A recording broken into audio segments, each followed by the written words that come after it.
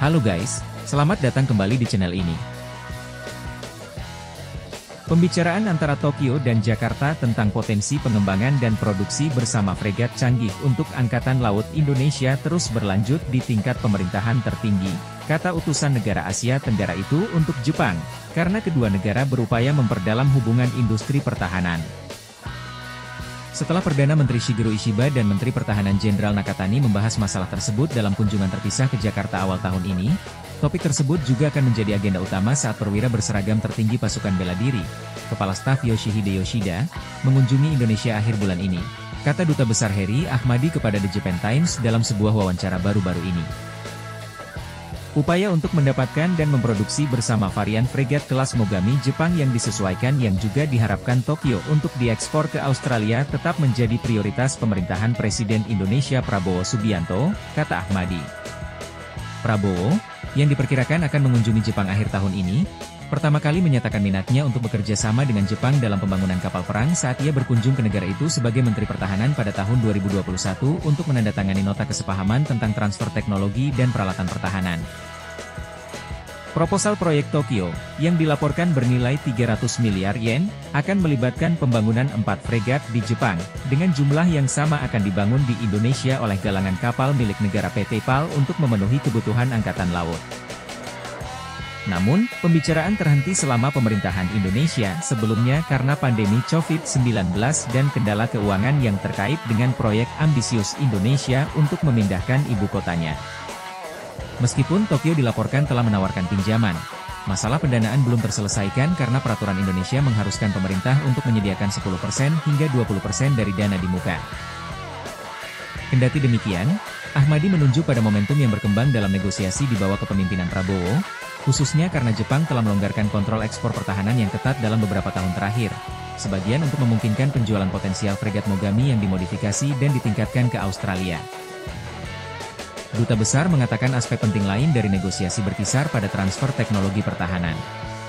Jakarta tidak hanya tertarik untuk mengembangkan dan memproduksi kapal secara bersama-sama, tetapi juga untuk mendapatkan akses ke teknologi Jepang yang digunakan dalam beberapa sistem pada kapal kelas Mogami, yang termasuk yang paling canggih di pasukan bela diri maritim Jepang.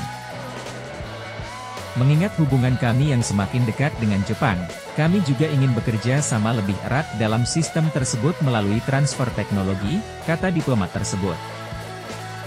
Sebagai contoh kerja sama tersebut, Ahmadi mengutip kesepakatan India dengan Tokyo tahun lalu untuk mengembangkan bersama sistem radar bagi kapal perang Angkatan Laut India berdasarkan Unified Complex Radio Antena buatan Jepang.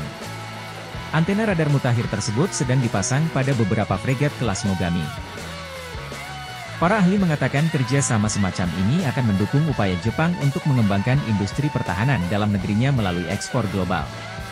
Pada saat yang sama, hal ini akan sejalan dengan kebijakan offset Indonesia dan tujuan jangka panjang untuk membangun sektor pertahanannya sendiri, karena Jakarta berupaya mengurangi ketergantungannya pada peralatan militer buatan luar negeri.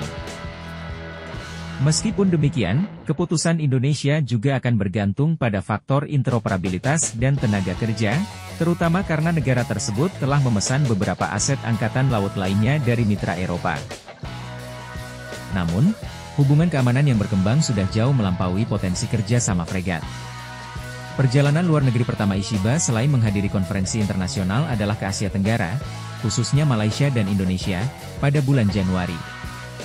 Meskipun negara-negara ini telah lama menjalankan kebijakan luar negeri yang berlandaskan pada non-blok, kunjungan tersebut menandakan komitmen berkelanjutan Tokyo terhadap kawasan yang penting secara strategis tersebut karena berupaya untuk melindungi diri dari volatilitas ekonomi global yang terus meningkat dan menciptakan lingkungan keamanan yang lebih baik. Ahmadi mengatakan bahwa energi dan keamanan maritim merupakan salah satu topik utama yang dibahas selama pertemuan Prabowo dengan Ishiba pada bulan Januari. Hal ini, tambahnya, juga mengarah pada pembicaraan tentang pertukaran potensial lainnya, termasuk kemungkinan Tokyo menyediakan kapal selam kelas Soryu yang telah dinonaktifkan ke Jakarta. Meskipun Indonesia bukan salah satu negara penggugat dalam sengketa Laut Cina Selatan yang telah berlangsung lama, Indonesia telah terlibat dalam pertikaian dengan kapal-kapal Cina di perairan yang kaya akan sumber daya di sekitar Kepulauan Natuna. Tokyo telah membantu Jakarta meningkatkan pelabuhan perikanan serta kemampuan penjaga pantai dan patroli angkatan lautnya melalui pelatihan bersama dan pasokan kapal, termasuk 2 kapal patroli berkecepatan tinggi baru yang akan diserahkan kepada Angkatan Laut Indonesia di bawah program bantuan militer baru Jepang. Terima kasih telah mampir di channel ini dan menonton video ini.